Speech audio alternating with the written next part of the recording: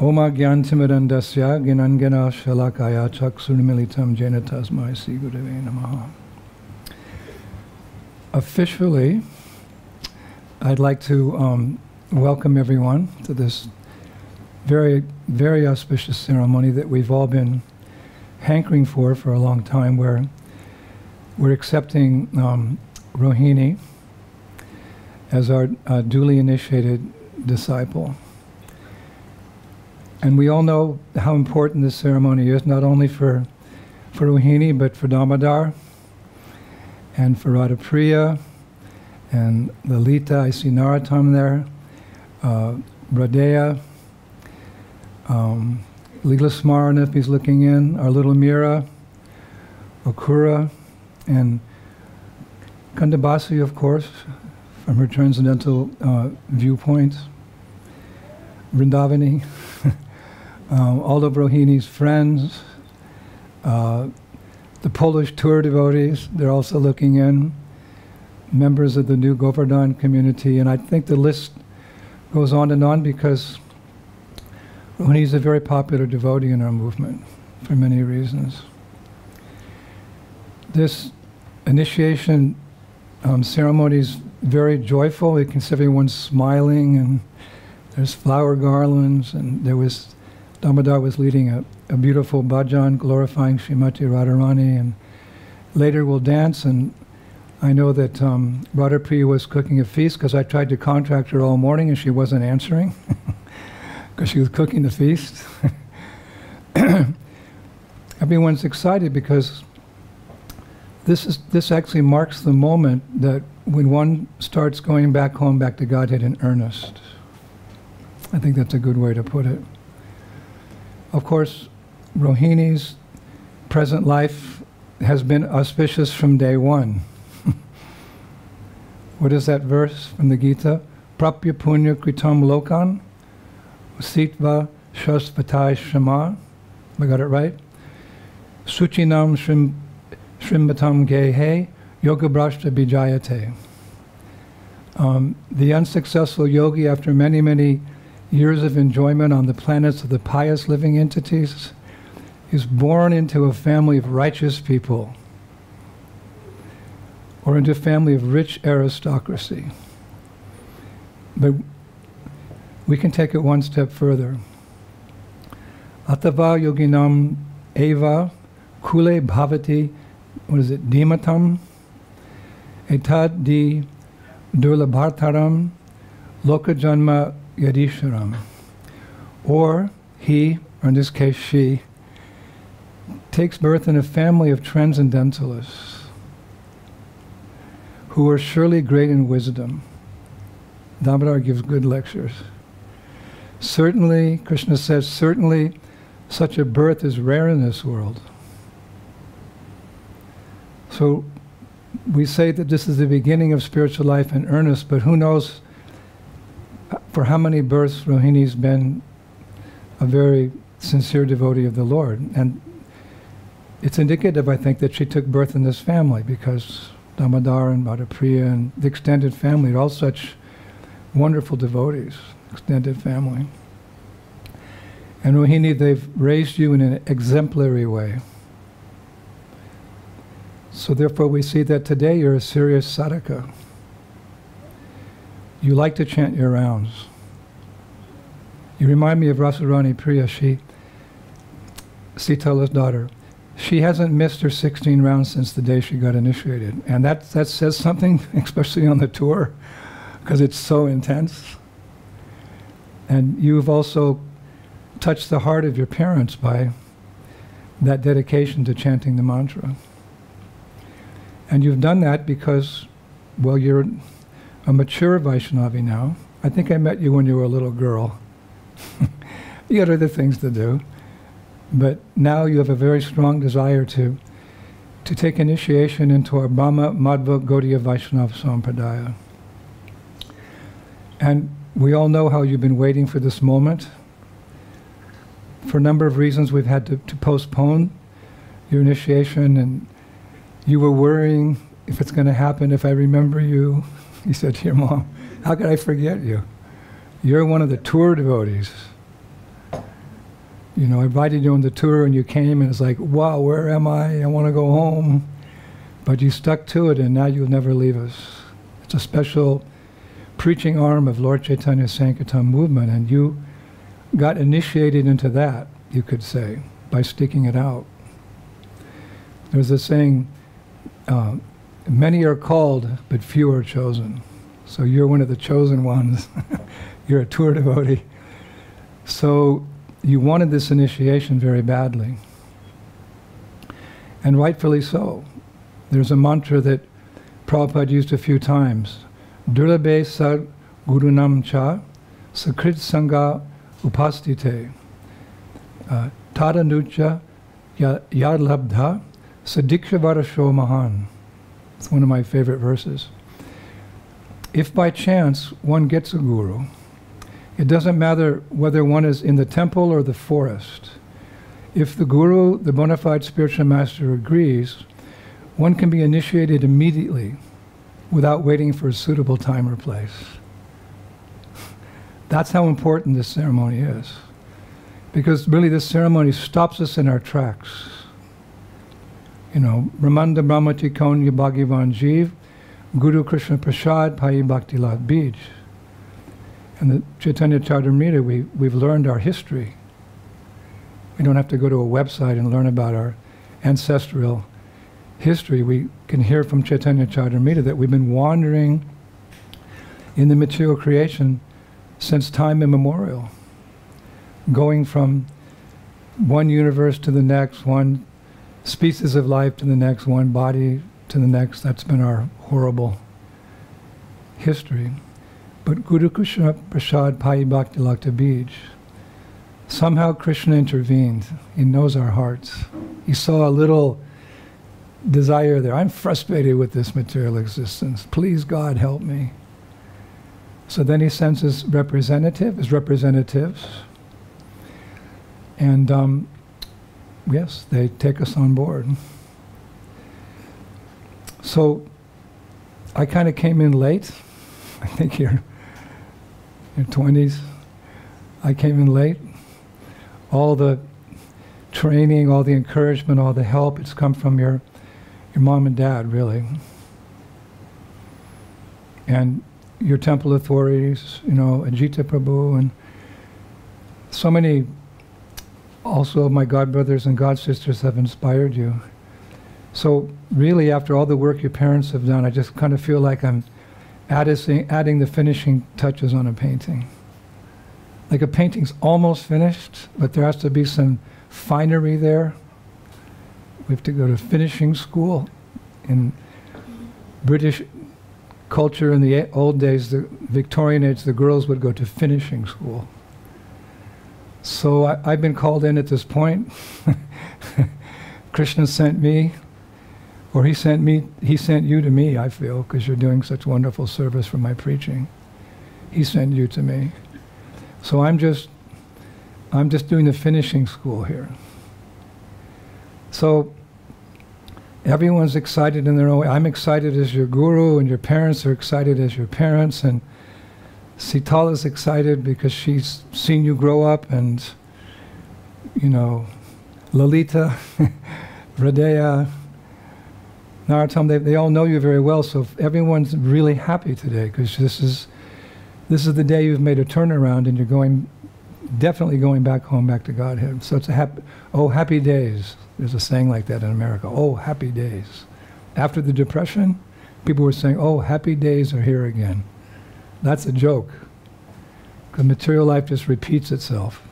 Happiness and distress, happiness and distress, happiness and distress. But Krishna consciousness is a spiritual awakening where we're gradually, inch by inch, going back to Godhead, and we don't have to wait for the end result. Every step there's something wonderful we discover. Just from the moment we walk in the temple, we get in the Sankirtan van, we're on our way to Sankirtan. Every day it's something's new and fresh and enjoyable. So it's joyful, but because essentially initiation means turning our backs on material life having realized the futility of material existence and the positive alternative of devotional service, you could say we're walking away from material life. Not in an irresponsible way. We go on with our education, we go on with our career, just like your father's done. He's provided so nice for that family while being a devotee. We keep our social duties, and our hearts are with Krishna, and we're looking forward to going home back to Godhead. So the joyful ceremony also has a serious mood to it as well. And that's why we give a lecture, so we can focus on exactly what's happening. This is also a serious ceremony, because we're saying no to material life.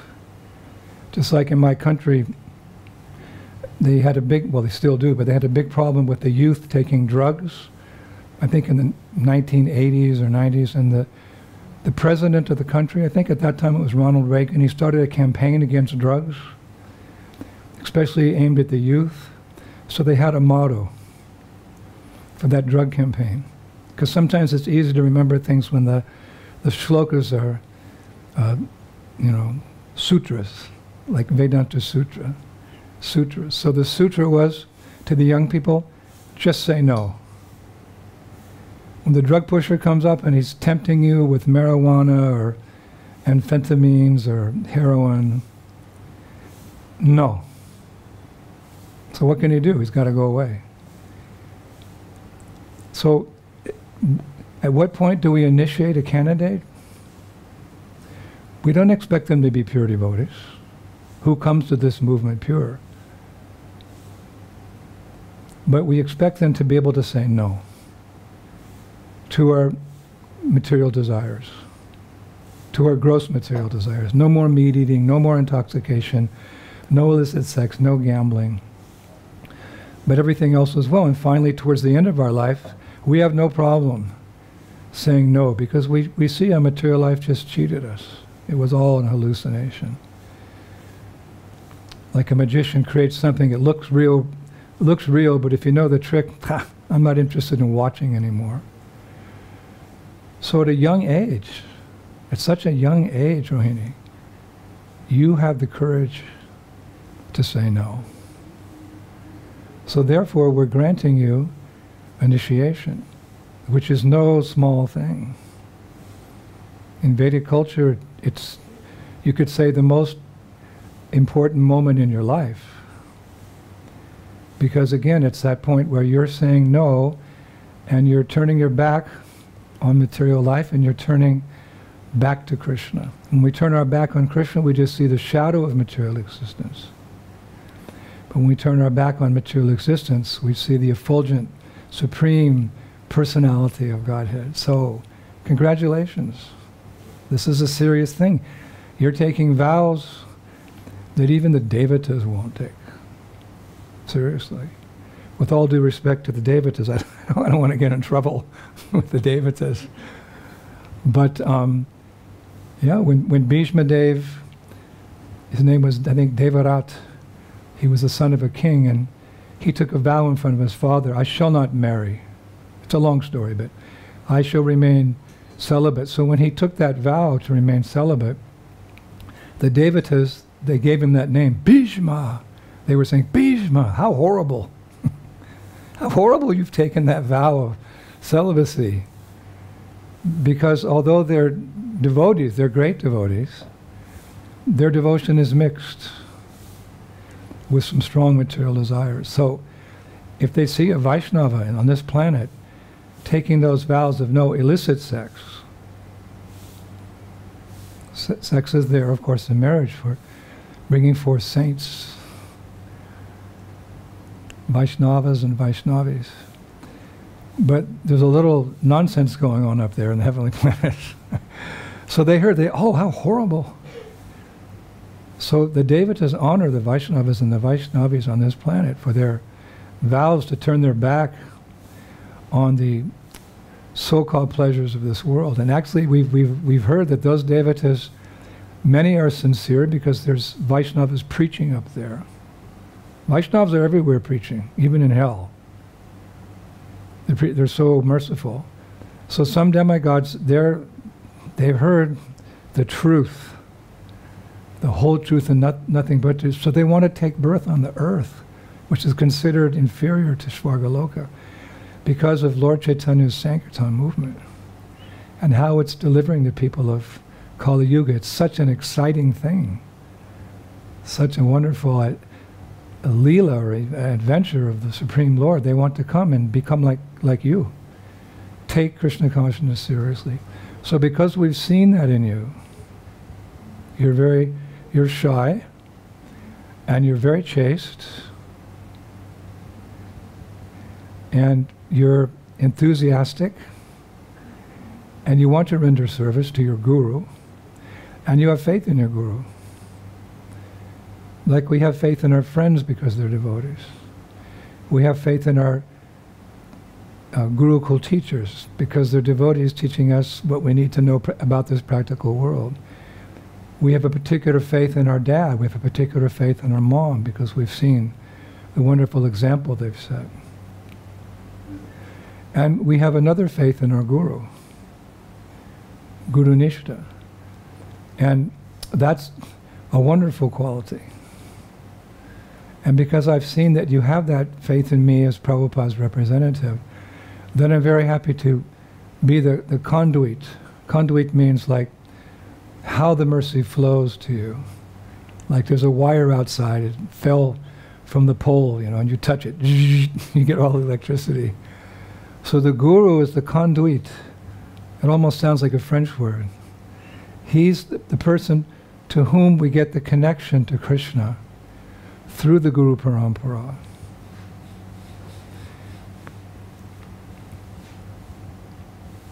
Just like sometimes devotees say, oh, I wish I was there when Prabhupada was there, I could take initiation from Prabhupada.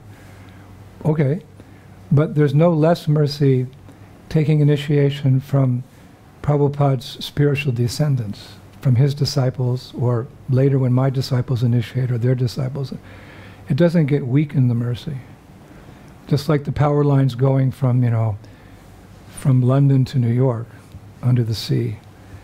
So anywhere you connect into it, you get the same power that's there in London, or in New York as it arises in London. That's the Guru Parampara. So essentially we're connecting you to Prabhupada's lotus feet. That's how I see it. Prabhupada is that master at whose feet all masters sit. So he will deliver us all back to Godhead. So my responsibility is to take you to Prabhupada, and this is what it means to be servant of the servant of the servant of the servant. So you're taking some pretty serious vows today. Out of the 7 billion people on this planet, there's only a handful who would do that. So I'm probably embarrassing you by speaking like this, but I want to encourage you to keep going on.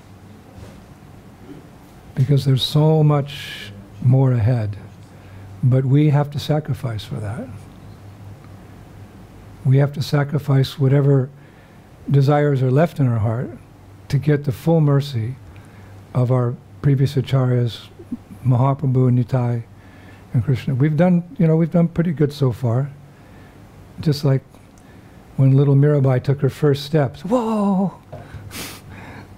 Lalita Narottam, she took her first step. Okay, but that's not enough.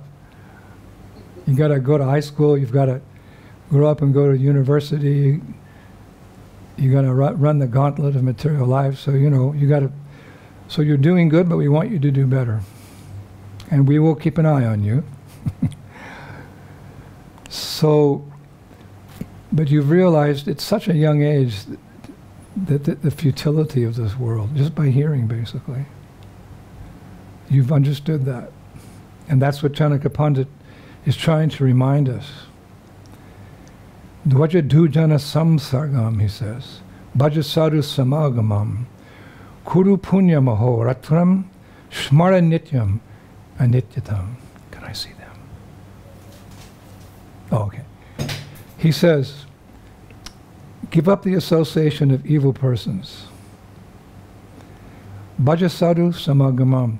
Partake always of the association of saintly persons. Kuru punya maho ratram. Perform pious deeds both day and night. And then Shmara Nityam Anityatam. I love that part. Always remember the flickering nature of this world. Even as you grow up, you may be tempted. The devil may tempt you. Maya may tempt you. But see beyond that with your intelligence. There's the senses, there's the mind. But above the mind is the discriminating power of the intelligence. And although our hearts may go to something in this world, our mind may convince us, yes, we have always have the discriminating power of the intelligence. And even if with your intelligence you can't perceive that it's wrong, then you take shelter of that person who's given you shelter, your spiritual master. He's your intelligence. I see Prabhupada as my intelligence. What intelligence do I have? Look where I am. I came to the material world. So what a fool I am. So my intelligence is my guru. If the guru says that the rope's a snake, it's a snake. If he says the snake's a rope, it's a rope. That's how much faith I have in my spiritual master. Of course, he would always identify it as what it is, but I'm just giving the analogy. So if some temptation comes, because sometimes Maya, she wants to test us. Do you really want to come back to Godhead? All right, look at this. And sometimes we fall to temptation. But we pick ourselves up and we continue on. But when we learn the lesson, we don't have to learn that lesson twice. Best never to have to learn that lesson, but even if we have to learn it 2 or 3 times, we should become convinced. But if we always hear from our guru and our Shiksha gurus, your father's a very good preacher, your mother's an experienced devotee. I've heard her say some amazing things. She's so dedicated. She's one of my top 5 cooks in the world. Okay, 3. And she's just such a wonderful person to be around. So loving and serving the devotees so nicely. And she's also my spiritual daughter.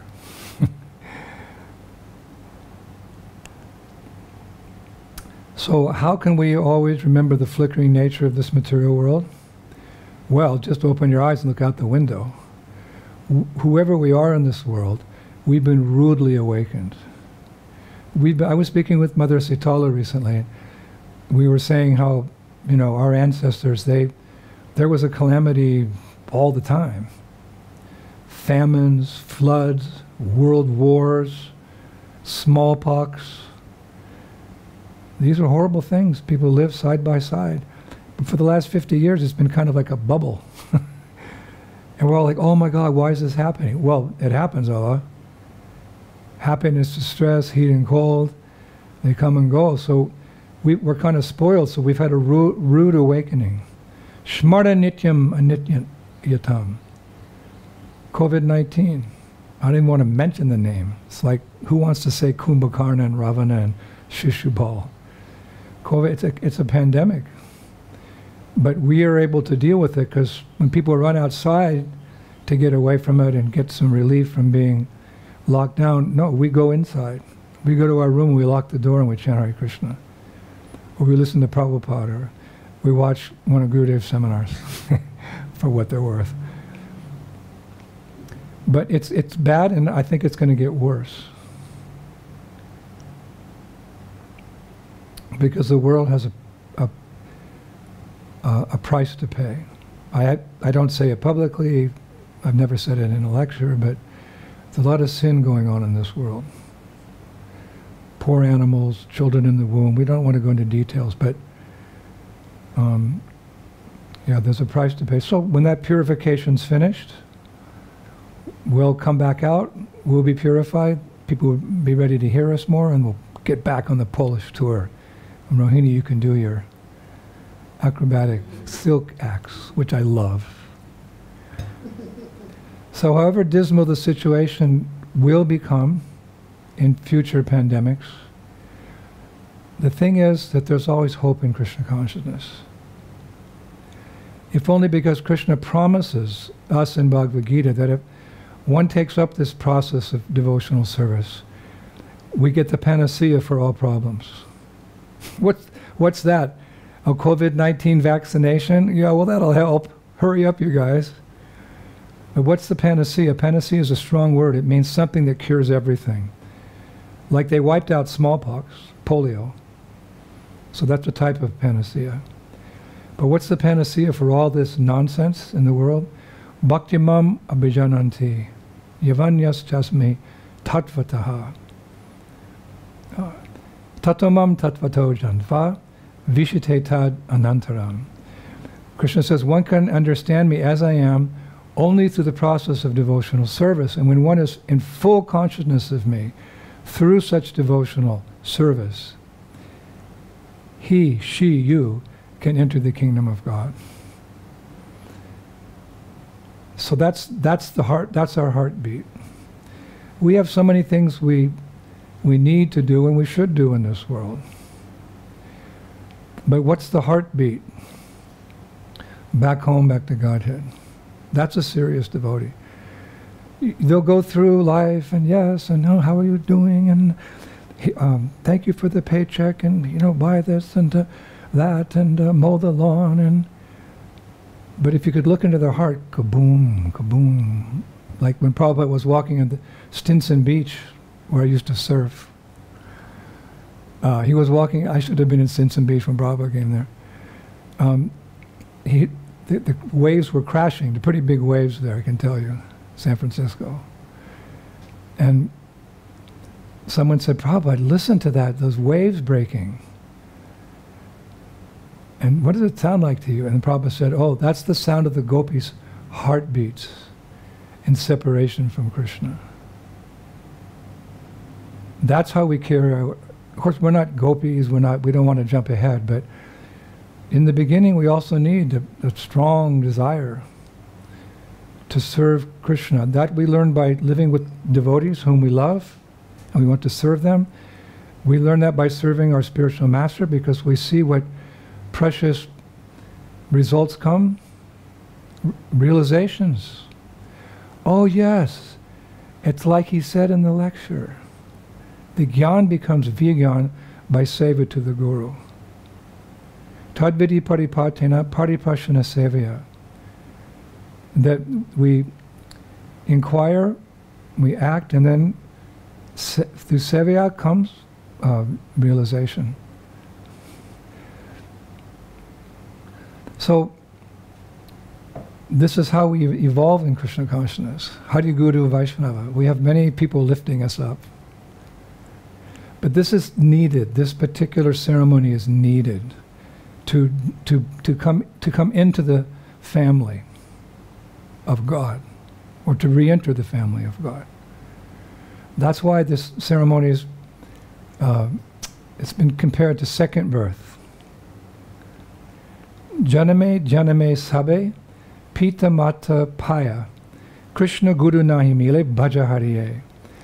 Every entity, every bug, every whatever, gets a mother and father, birth after birth after birth. But if one gets the benedictions of Guru and Krishna, he or she can conquer the material energy and return back to Godhead by the mercy of the Lord. So this is your spiritual birthday. Now you have 2 birthdays you can celebrate. And you can celebrate your material birthday. Because look at the family you took birth into. I used to tell devotees, don't celebrate your birthdays. But then I read by Bhaktivinoda Thakur, he said devotees' birthdays should be celebrated. Because they're Vaishnavas, they're doing good for the world. So when Balaram's appearance day comes, you can celebrate. Of course, there's a difference between the calculation, of the day that you took birth, what we say the normal calendar year, and the spiritual calendar that we use in Krishna consciousness. But I would say that devotees should celebrate, well, if you have a birth like you on Balaram's appearance day, then I would celebrate on Balaram's appearance day. That's up to your mom and dad. So the spiritual birth, let's just talk about it for a few minutes, because that's what's happening here. What is happening? Is it just a talk by the guru and a new name and the fire again. No, it's much, much more deep than that. Just like in the material world, it begins when the father plants the seed of life into the womb of his wife. And in Krishna consciousness, it begins when the spiritual master awakens the seed, the Bhakti Lata Bij, in the heart of the disciple at the moment of initiation. He's not actually planting the seed, but that seed's already there. It never left. Even when we were in lower forms of life, that seed was there, but it was covered. So Krishna consciousness is a process of awakening the prema that's already in the heart, the seed there, watering the seed by giving the mantra, the Maha Mantra. And this is how the guru awakens that seed of love of Krishna that in the heart. He does that by sound vibration. Like the material father plants the seed in the womb of the mother, so the guru, he waters the seed of bhakti in the heart of the disciple by speaking about Krishna consciousness. What's the main duty of the guru? To speak. That's his main. Brahmanas are meant to, that's what they do. They sit all day and they talk. That's why they've got big bellies. They don't exercise. It's not a criticism, it's an observation. In Vedic culture, Brahmins had big bellies. Even you go to the temples in India, you see. They're serving, but they're eating well, the Maha. Basically, a Brahmin, he's the mouthpiece of Vedic knowledge. Namo Brahmanya Devaya Go Brahman Hitaya Cha Jagaditaya Krishnaya. That's why he's given some respect, because, well, what's respectful about him is that he's repeating that knowledge with as much realization as he can muster. So this is our connection with our guru.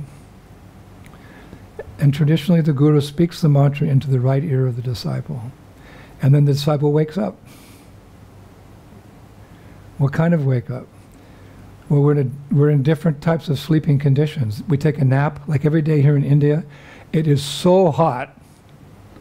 I have never experienced heat like this. Some days at almost 50. So here in India in the afternoon we take a nap. And then there's normal sleep, then there's deep sleep, and then sometimes people go into comas. There's an accident or something, go into coma. But there's even a deeper sleep. It's the complete ignorance of who we are, and who is God, and what is our relationship with Him. We're also forgetful. And that type of sleep, that's addressed by Srila Bhaktivinoda Thakur. Jeev Jago, Gora Chandra Bole, Kota Nidra Jayo Maya, Pisa Chira Koli. Pisa Chira, she's the witch. How long will you sleep in the lap of the witch called Maya? So you can wake me up from my nap by saying, we already have time for lunch. Oh, okay, I'm hungry. You can wake a sleeping man up with an alarm clock. You can wake up a man from an operation. They give a little drug to wake you up from the anesthesia. How do you wake up someone who's in the deepest coma of forgetfulness of God? Through sound? Okay, well, we'll just ring the bells and... No. You just have to whisper into the ear. Shabda Brahma, transcendental sound. We worship that Shabda Brahma. Mantras. Prabhupada, I heard a tape recently, Prabhupada said, the beauty of Kali Yuga is that jewels and mantras don't lose their potency. I heard him say that. Jewels and mantras don't lose their potency.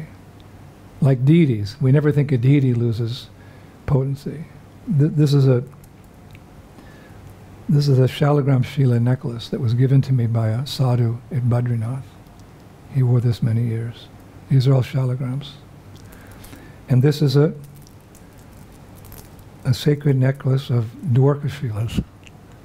We worship shalagram along with Dwarka because the potency of the worship of shalagram is increased by the Dwarka Shilas. So I wear these two necklaces. And I never think, oh, they ever lose their potency. Their potency is always there. Doesn't even need to be installed, the deity. So we don't have to install the Maha Mantra.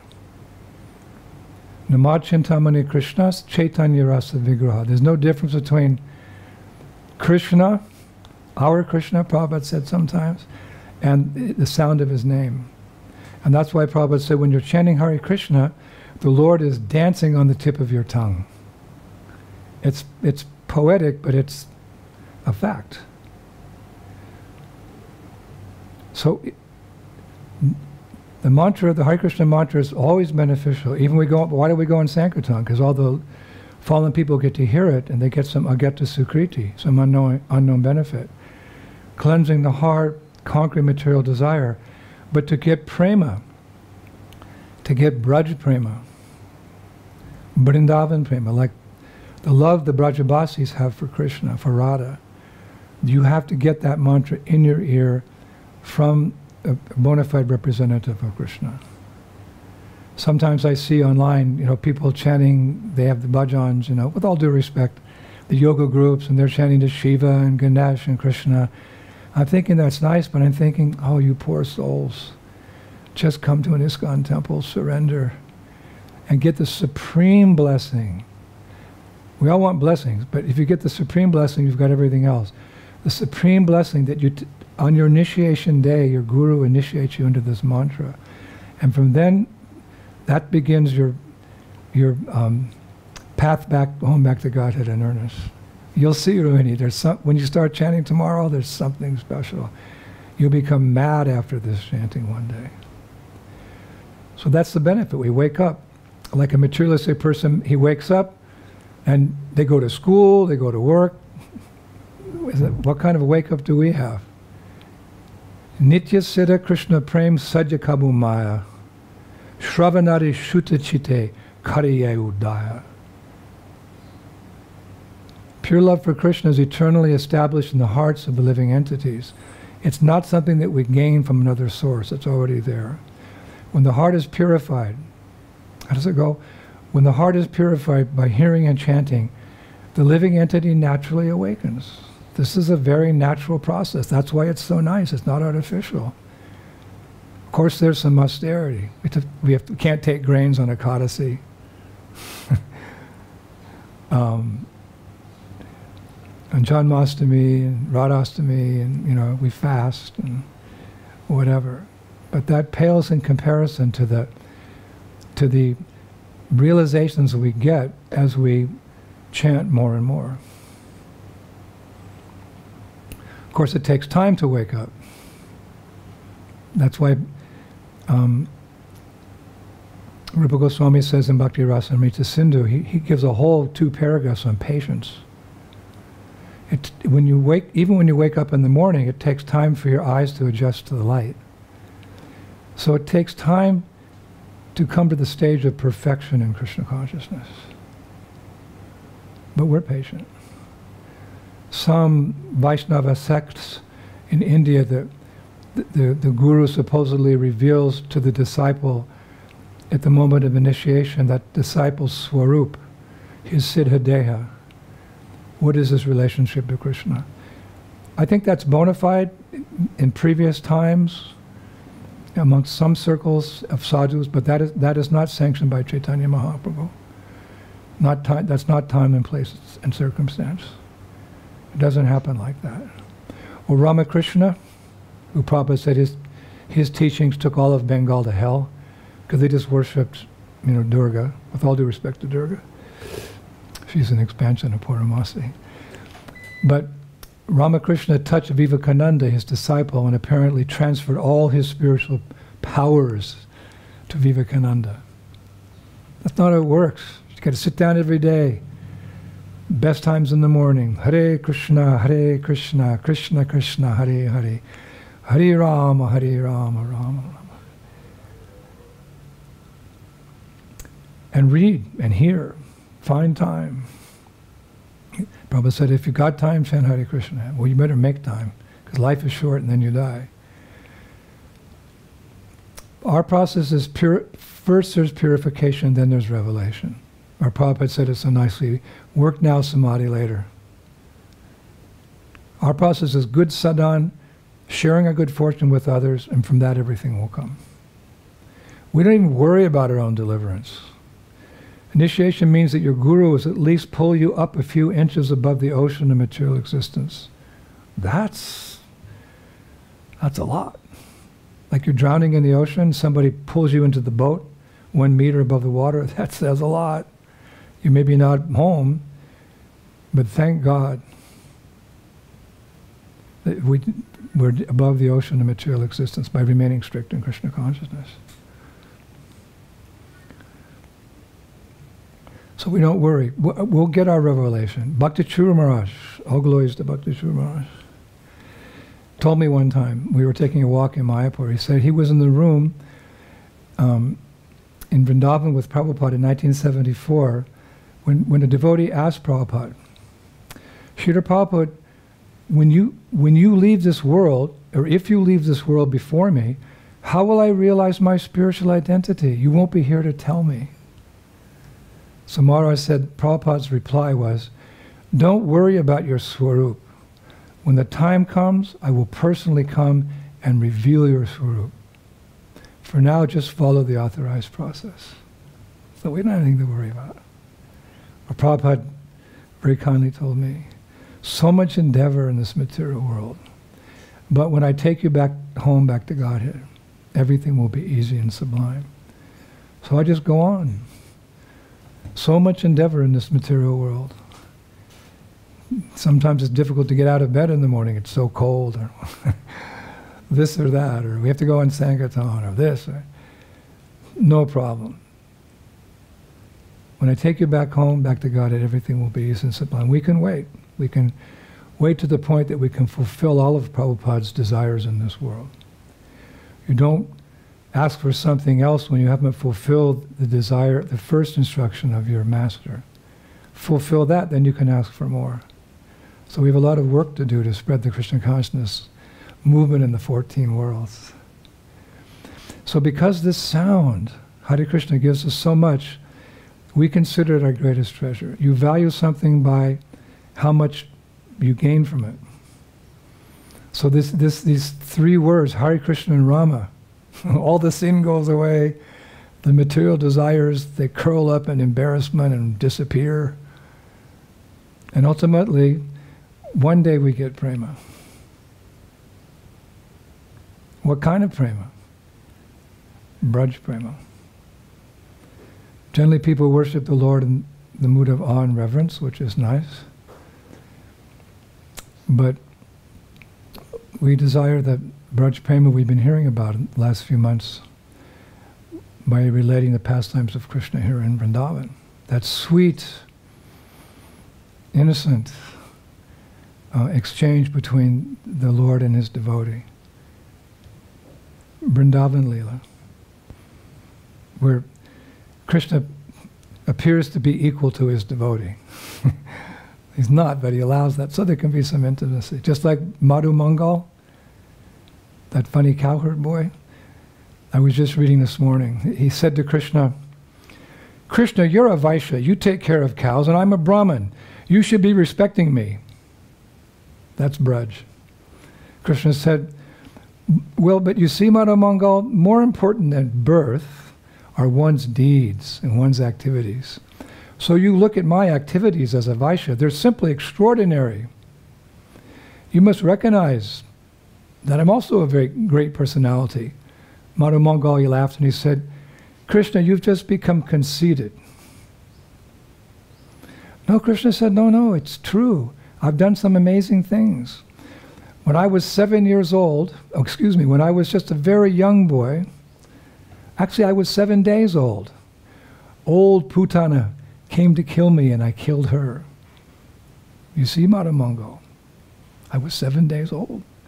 Then I killed Trinivarta. Then I subdued Kaliya. And when I was only 7 years old, I lifted a big mountain, Giri Govardhan. These are my super excellent activities. You must recognize me not by my birth as a Vaishya, but my activities. So in joking fun, Madhu Mangal, he said,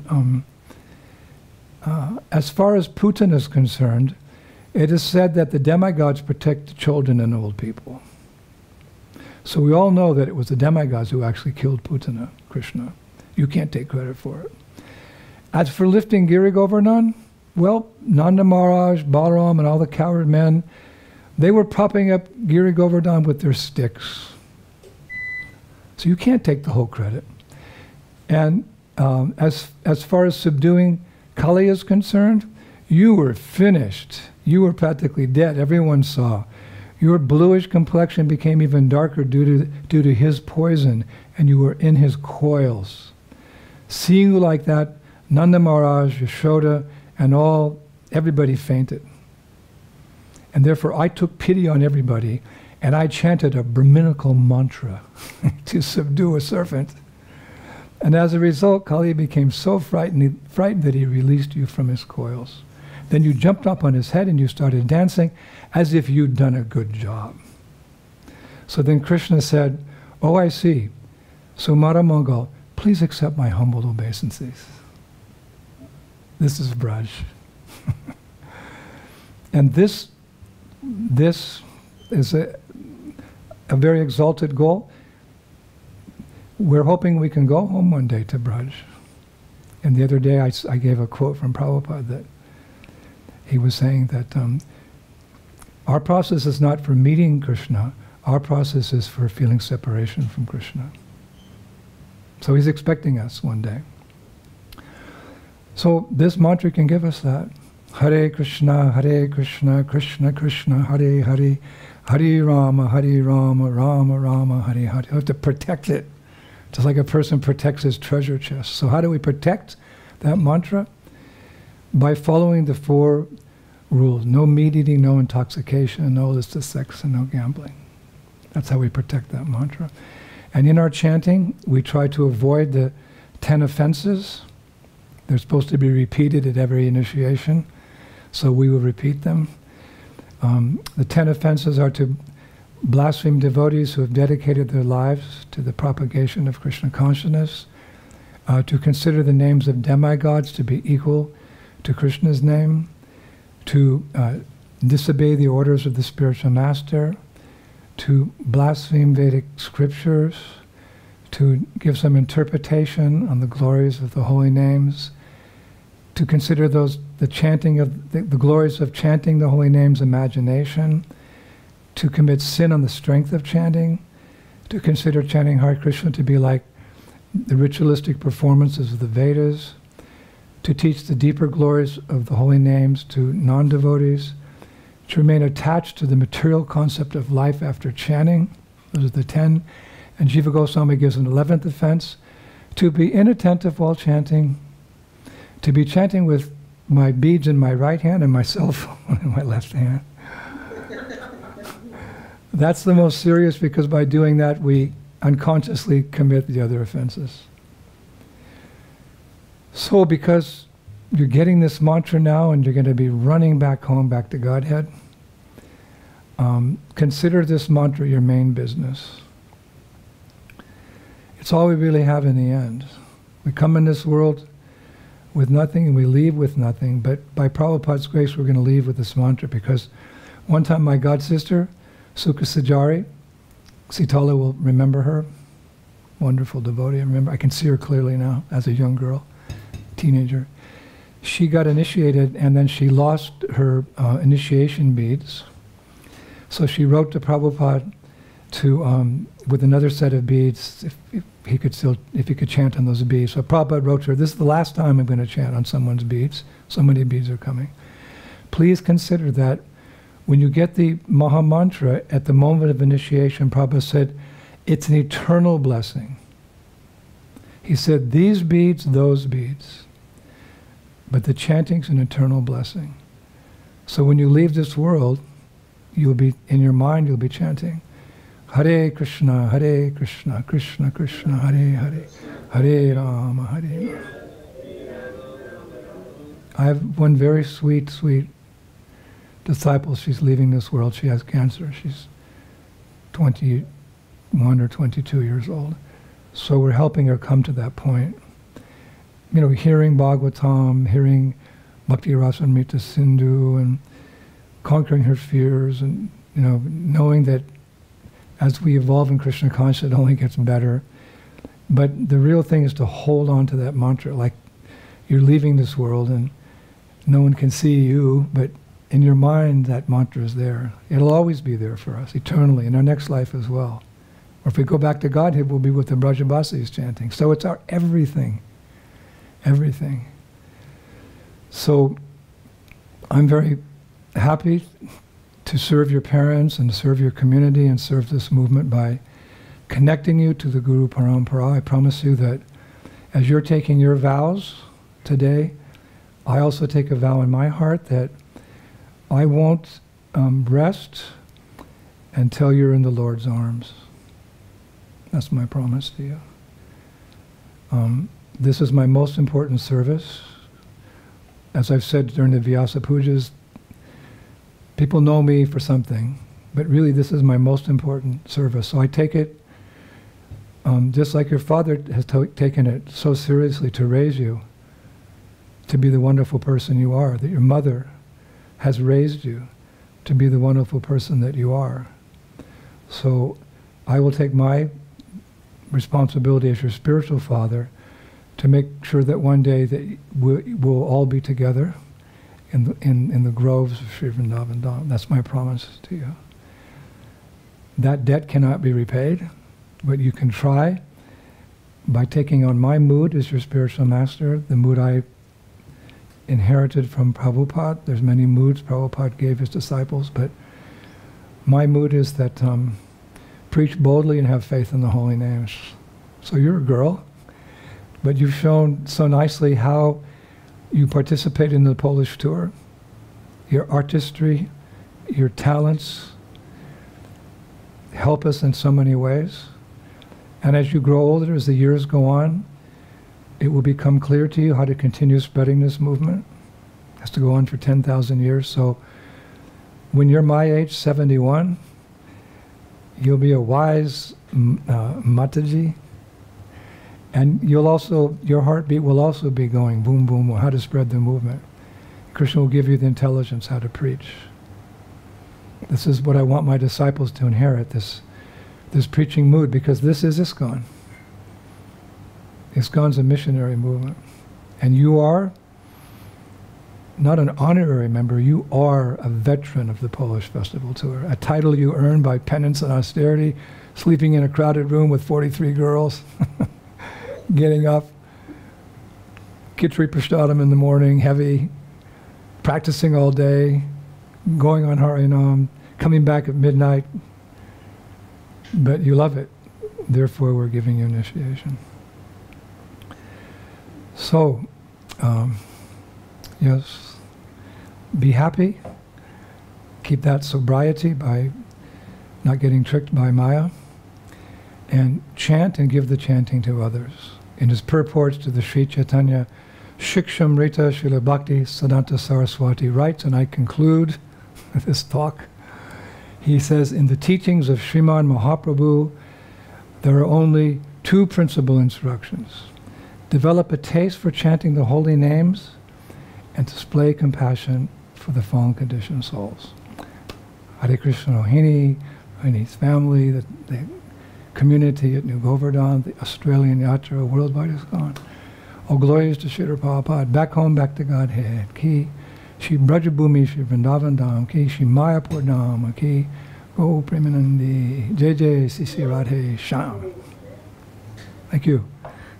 Maybe I went on a little bit long, but it's an expression of my affection for you, Rohini, because I know that you're already a good disciple and you're just going to get better and better. So I want to give a lot of time, a lot of sound vibration into your heart. And your initiation lecture is such an important lecture. You can go back and hear it again and again and again throughout your life, because these are eternal instructions. So now is one of the special moments in the initiation ceremony where the disciple comes forth and they make their vows.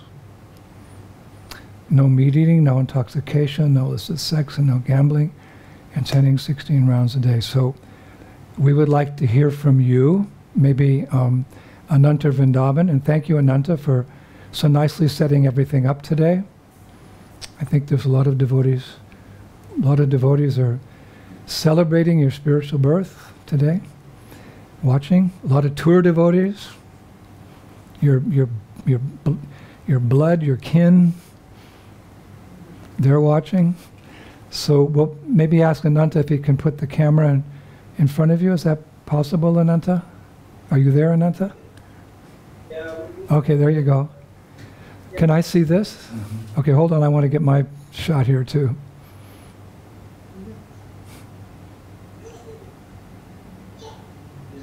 Okay, I can see you. So, my dear Rohini, what are the 4 rules and regulations that you promise to follow for the rest of your life? No meat eating, no intoxication, no illicit sex, and no gambling. Okay. We've got somebody encourage you in the background there. So thank you for that. And how many rounds of the Maha Mantra will you chant every day for the rest of your life? At least 16. Okay. A minimum of 16 rounds every day. Okay. Thank you. So you've taken those vows and the demigods fainted in disbelief. But all the Vaishnavas, they're dancing in ecstasy for you. So I wanted to say, from the official point of view, that I'm very happy today to accept you as my fully initiated disciple, and I will do everything within my power to bring you to the lotus feet of my spiritual master, Srila Prabhupada, who will take us to the lotus feet of Srila Bhakti Siddhanta Saraswati Thakur, who will take us to the lotus feet of Gorkha Shordas Babaji, Bhakti Vinod Thakur. You're going to get a lot of mercy. I know you're going to how to handle it all. You'll feel a lot of mercy. And the more you give mercy, the more you'll get mercy. That's the spiritual mathematics. So like this, we're in an eternal bond of Krishna consciousness. One day we'll have our ISKCON in the spiritual sky. So traditionally, a name is given at the moment of initiation. Sometimes we change the name, but we don't want to do that because we just know you as Rohini. And how would I dare change that name? You were born on Balaram's appearance day. And your mom said no. And you know how much I love your parents and honor them. So this is a family matter. Actually what's happening here is I've become part of your family. You can see it like that. We've all become part of the greater family of Prabhupada and Krishna. But I can get away with it saying that I'm part of your family now. So I'm not going to change the name, but I am going to add something to your name, as I saw Prabhupada also do. So from this day forth, you shall be known as Rohini Gopika Devi Dasi.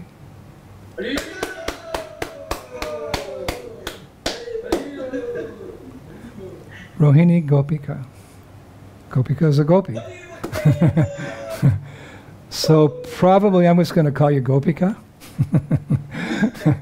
Mom's going to keep calling you Rohini. Sometimes I insist, when you get this spiritual name, they should call you the whole name. Like in Australia, they kind of cut things short, like whatever. You know how they do, the Australians, with all due respect. I'm always going to call you Rohini Gopika. I love that name. It's a very Braj name. And you know that I'm aspiring for that transcendental abode. So we'll work together to get you home. So, Hare Krishna. Wonderful, wonderful, wonderful. You're initiated Vaishnavi. It's an amazing thing. We're so happy for you. Mom's cooked a feast. I don't get to enjoy it because of this rascal virus. But I'll ask my cook to cook on behalf of your mother, and I'll take a little. I'm very strict these days with what I eat, but I'll take a feast today as well. Make sure. Okay, and let's go outside now. We're going to have the fire yajna. This is the new norm. What do they call it in society? The new normal or something? You know, we do fire yajnas by distance. This is real social distancing, but also it's brought us together. So this will be a complete initiation ceremony. There's no need for you to sit into another fire yajna. This will be your fire yajna. And you will sit there, and when I say svaha in your mind, you will throw the grains. But you will say svaha, and when we stand up to put the banana in the fire, in your mind, manasa puja, you will put the banana in the fire, and that will complete the ceremony. So it's a little warm outside. It's 38 degrees, and I'll be in the bright sun, but I'm doing this out of love for you. Let's go.